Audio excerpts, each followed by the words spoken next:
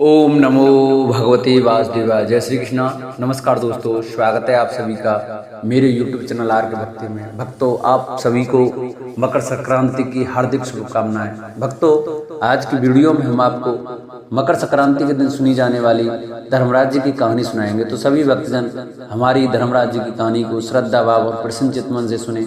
जो भक्त हमारे चैनल पर नए आए हैं, जिन्होंने अभी तक हमारे चैनल को सब्सक्राइब नहीं किया है, वो हमारे चैनल को सब्सक्राइब करें, वीडियो को लाइक करें और कमेंट में धर्मराज भगवान की जय अवश्य लिखें। तो आइए भक्तों, हम अपनी कथा को प्रारंभ करते हैं।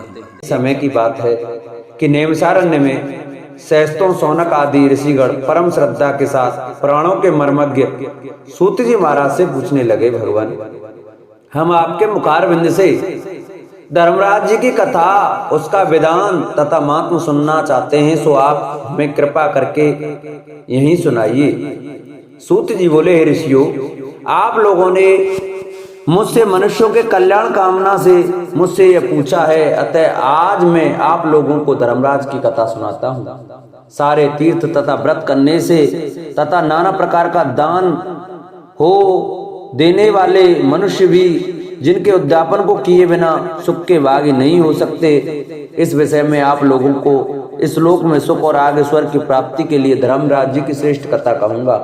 आप लोग विश्वास रखकर श्रवण करें। पूर्व काल की बात है कि राजा बब्रुवाहन महोदयपुर में राज्य करता था।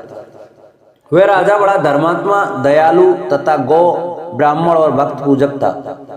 उसके राज्य में हरिदास विष्णु सेवक बड़ा तेजस्वी था। तदनुसार उसकी पत्नी भी बहुत सुशील और धर्मवती थी, जिसका नाम गुणवती था। हरिदास विष्णु सेवक बड़ा तपस्वी था। तदनुसार उसकी पत्नी भी भगवान की भक्त और पतिव्रता थी। उसने प्राय सभी प्रसिद्ध देवताओं के व्रत किए, परंतु धर्मराज की यानी धर्मराज नाम से प्रभु की सेवा कभी नहीं की। वह गणेश के, चंद्रमा के, हरतालिका आदि देवियों के, रामकृष्ण जन्माष्टमी, महाशिवरात्रि आदि शिव जी के सभी व्रत किया करती थी। बड़ी श्रद्धा से एकादशी का व्रत करती हुई तथा शक्ति दान भी करती थी और अतिथि सेवा में कभी विमुख नहीं रहती थी। इस प्रकार धर्मपरायण यह वृद्ध अवस्था में मृत्यु को प्राप्त हुई तो धर्म चरण के प्रभाव से यमदूत उसे आदर पूर्वक धर्मराजपुर को ले गए। दक्षिण दिशा में पृथ्वी से ऊपर अंतरिक्ष में धर्मराज का बड़ा भारी नगर है, जो कि पापी लोगों को भयकारी है। धर्मराज का पुर 1000 योजन का है।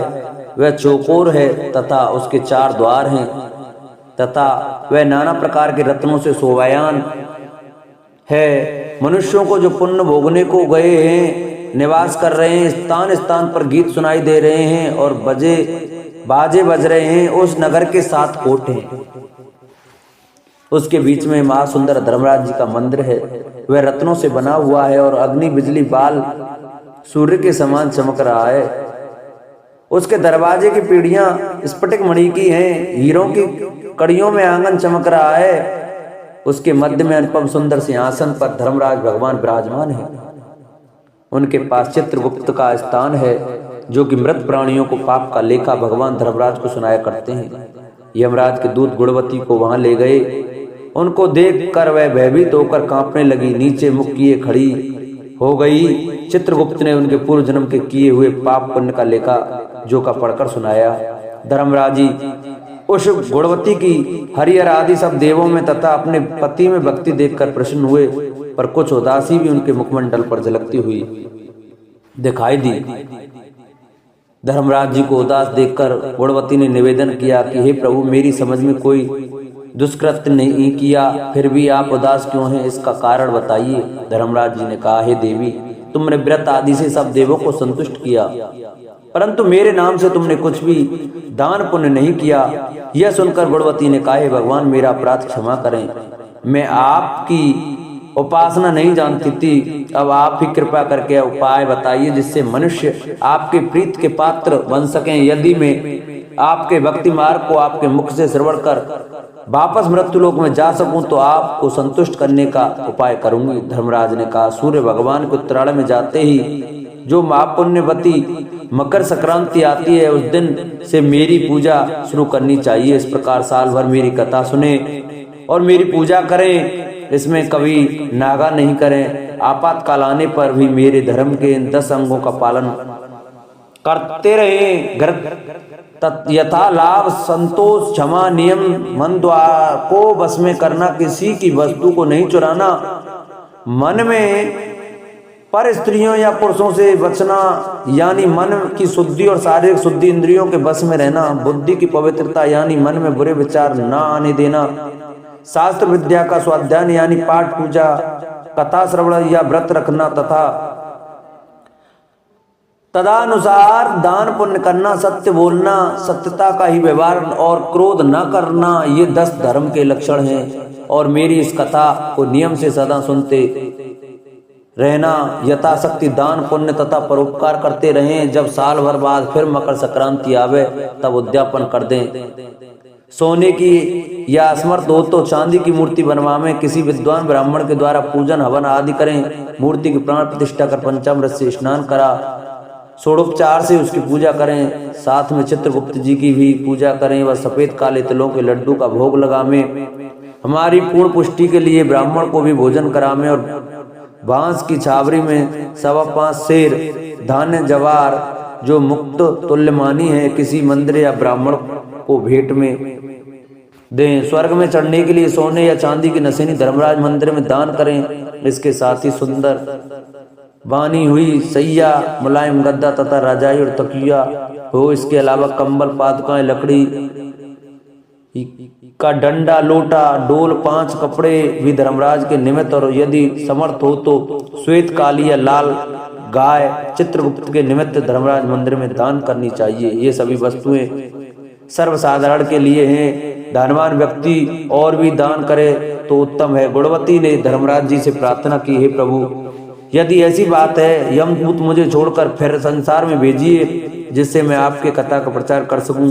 जो ही उसकी प्रार्थना पर भगवान धर्मराज जी ने गुणवती को भूलोक पर वापस आने की स्वीकृति दे दी। उसी समय उसके मृत शरीर में पुनः प्राणों का संचार हो गया और उसके पुत्र कहने लगे, हमारी माताजी जीवित हो गईं। इसके बाद गुणवती ने अपने पति और पुत्र आदि को सब बातें बताई जो धर्मराज जी ने मनुष्यों के कल्याण के लिए कही थी।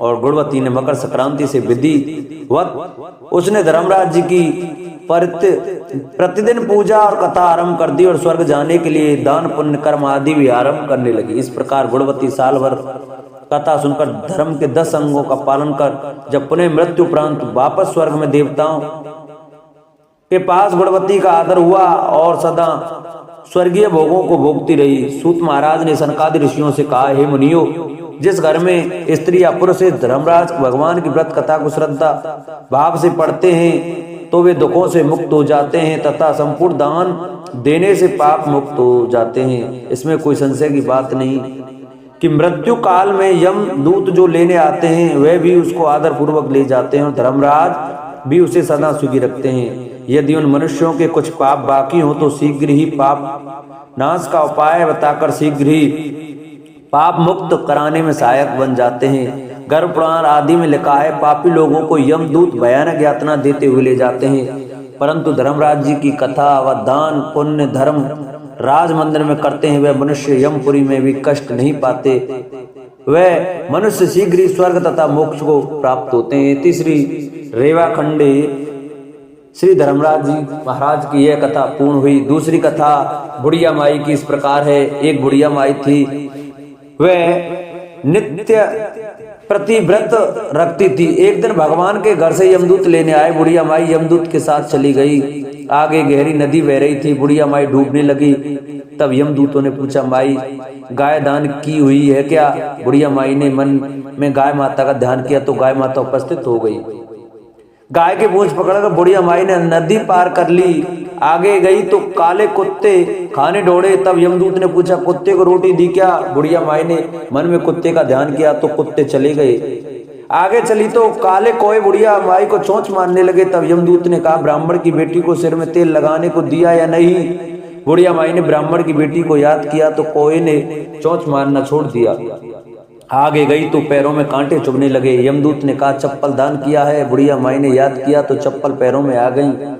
आगे चली तो चित्रगुप्त जी ने यमदूतों से पूछा, आप किसको ले आए हो? यमदूतों ने कहा, बुढ़िया माई ने बहुत दान पुण्य किए हैं लेकिन धर्मराज जी का कुछ नहीं किया, इसलिए आगे के द्वार बंद हैं। तब बुढ़िया माई ने विनती की कि मुझे 7 दिनों के लिए धरती पर जाने दो। इन 7 दिनों में धर्मराज जी की कहानी सुनकर उद्यापन कर वापस आऊंगी। धर्मराज जी ने उसके प्राण लौटा दिए। धरती पर बुढ़िया माई के शरीर में जान वापस आ गई। सभी लोग बुढ़िया माई को जीवित देखकर भूतनी भूतनी चिल्लाकर भागते खड़े हुए। बुढ़िया माई अपने घर आई। बेटे बहू से कहा, मैं भूतनी नहीं हूं, मैं तो धर्मराज के कहे अनुसार वापस आई हूं। मैं प्रत्येक दिन धर्मराज जी की कहानी सुनकर उसका अध्यापन करके वापस परलोक चली जाऊंगी। यह सुनकर बेटे बहू ने पूजा की सामग्री ला दी, लेकिन कहानी के समय हुंकारा नहीं भरा। तब बुढ़िया माई पड़ोसिन के पास गई। पड़ोसिन ने कहानी सुनी और हुंकार भी भरा। बुढ़िया माई ने 7 दिनों के पश्चात उद्यापन कर दान किया।